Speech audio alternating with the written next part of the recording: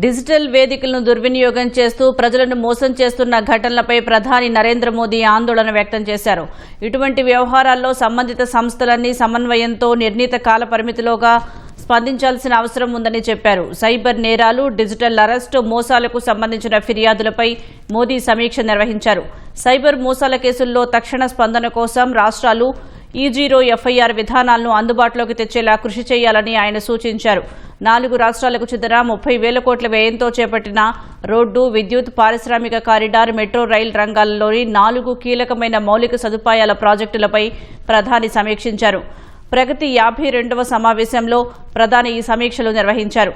మౌలిక సదుపాయాల ప్రాజెక్టుల సమర్థవంతమైన ప్రణాళిక, సకాలంలో అమలు కోసం పీఎం గతిశక్తి జాతీయ మాస్టర్ ప్లాన్ను ఉపయోగించుకోవాలని ప్రధాని సూచించారు.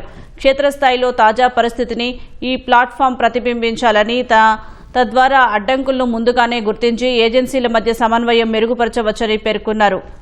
టీబీ ముక్త్ భారత్ అభియాన్ పైన మోదీ సమీక్షించారు. ఇందులో AI, డిజిటల్ సాంకేతిక పరిజ్ఞానాన్ని ఉపయోగించుకోవాల్సిన అవసరం ఉందన్నారు.